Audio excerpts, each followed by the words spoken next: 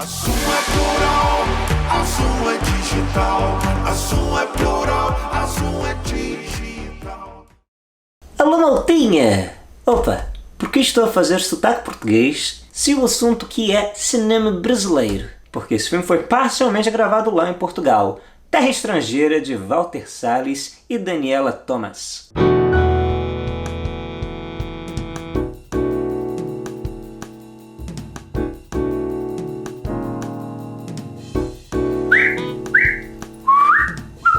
Bem, para falar sobre o cinema brasileiro feito na década de 90, é preciso voltar à era Collor. Em 1990, o então presidente Fernando Collor avisou que, basicamente, a Embrafilme e a Fundação Nacional do Cinema estavam extintas, ou seja, ele acabou com os principais órgãos responsáveis pelo cinema no Brasil. E com isso, acabou com o cinema brasileiro. Durante aqueles anos, o cinema brasileiro chegou ao cúmulo de lançar apenas 3 filmes muito independentes no ano de 92. Foi o mínimo que nós já lançamos. Essa situação drástica só viria a mudar em 95, quando de 3 pulamos para 10 filmes lançados ao longo do ano. Entre eles, o grande marco da retomada brasileira, que é o Carlota Joaquina, da Carla Camurati. Enquanto isso, em 95, estava sendo gravado lá em Portugal, um projeto completamente independente, experimental, dirigido por 2 grandes amigos, que era Walter Salles e Daniela Thomas. E a faísca inicial para o Terra Estrangeira acontecer veio com uma imagem, uma foto, que o Walter Salles encontrou num livro de fotografias, um navio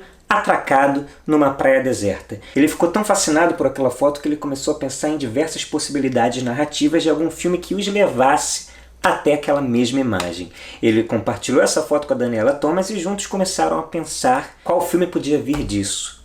E um tema que estava muito claro na cabeça deles desde sempre era o não pertencimento no país de origem. Era essa ideia de fuga, de se descobrir em outro lugar. O que leva os 2 personagens completamente perdidos e desnorteados a se encontrar de forma completamente inusitada em Portugal. Parte do filme foi gravada em São Paulo, mostrando inclusive o plano Collor e o impacto dele na vida dos personagens. A personagem brilhantemente vivida pela Laura Cardoso, uma diva, uma gigante da nossa arte, que ali faz um papel bem pequeno, mas rouba todas as cenas em que aparece, como era de se esperar. E nessa espécie de prólogo do personagem Paco, vivido pelo Fernando Alves Pinto, a gente entende o que leva o seu personagem a meio que fugir do país e tentar uma vida lá fora, como faz a personagem da Fernanda Torres, que já vive com um namorado músico e um pouco drogadinho lá por Lisboa. Você não tá entendendo, não depende do lugar. Quanto mais o tempo passa, mais eu me sinto estrangeira. Cada vez mais eu tenho consciência do meu sotaque, de que a minha voz é uma ofensa pro ouvido deles. Sei, acho que eu tô ficando velha, viu?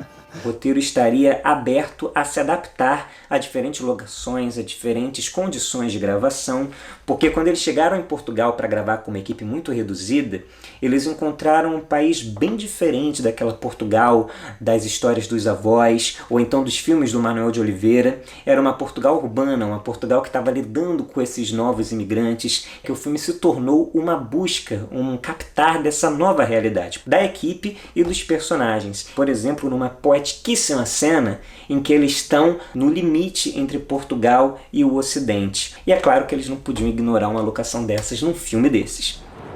Coragem, né? Cruzar esse mar há 500 anos atrás. É que eles achavam que o paraíso estava ali, ó. Coitados portugueses. Acabaram descobrindo o Brasil.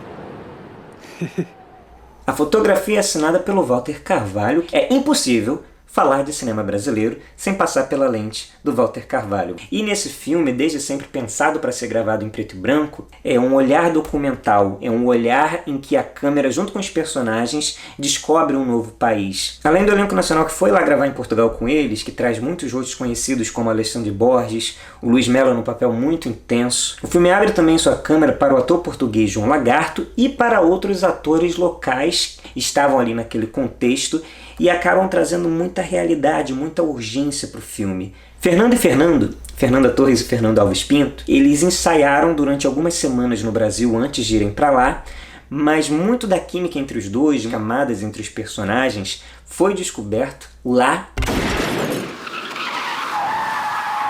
ou as propostas irrecusáveis que o próprio contexto trazia, como, por exemplo, o momento em que Walter Salles estava ali passando pelo set enquanto a câmera estava sendo preparada, uma vozinha cantando. A própria Fernanda Torres no cantinho do set, cantando Vapor Barato, música de Gal Costa. Ali ele teve certeza que não tinha como aquela voz, aquela interpretação, aquele momento não estar no filme. Algo que ele jamais poderia ter pensado ou escrito, mas que se mostrou e se impôs fundamental ali, naquele momento de troca. Oh, sim, eu estou tão cansado, mas não pra dizer que eu tô indo embora. Vou descendo por todas as ruas e vou tomar aquele velho navio.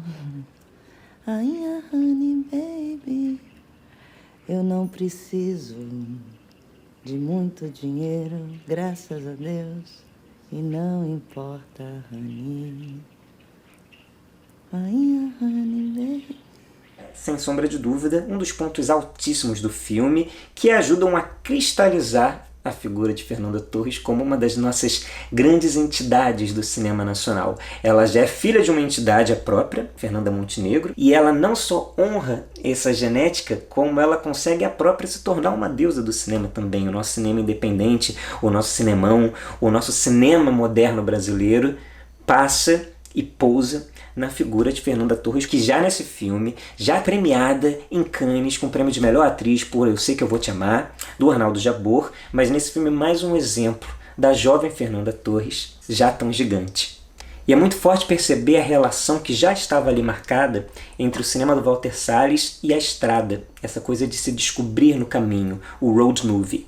É muito marcada, muito forte, né, entre os dois personagens do Terra Estrangeira.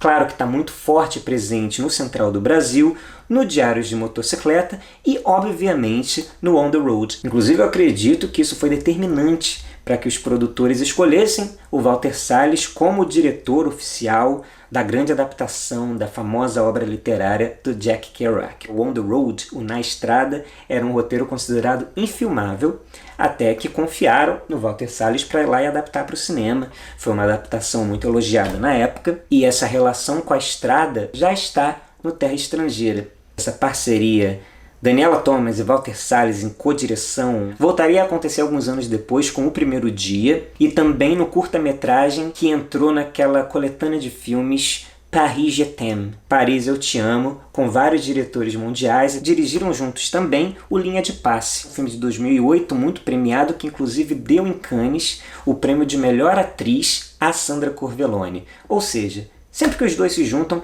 é bom demais, o cinema brasileiro agradece. E já passou da hora deles se juntarem novamente para mais algum projeto. Vou deixar isso aqui no ar, caso algum conhecido deles veja. Depois de fazer o On the Road, o Walter Salles dirigiu um documentário sobre um cineasta chinês muito celebrado e reconhecido, só que isso foi em 2014. E desde que lançou esse documentário, lá em 2014, Walter Salles está meio sumido.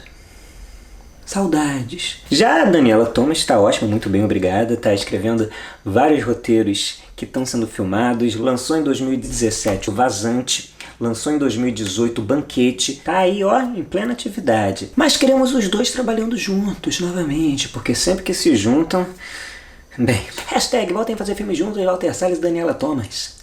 O Terra Estrangeira foi um dos filmes fundamentais para o cinema brasileiro da década de 90, naquele contexto terrível que a gente estava vivendo, com uma produção quase zerada. É um filme que foi muito reconhecido internacionalmente, ganhou prêmios na França, ganhou prêmios no Brasil, ganhou prêmios por muitos lugares, mas principalmente marcou toda uma geração que viu ali a possibilidade de tornar o cinema viável num país em absoluta crise.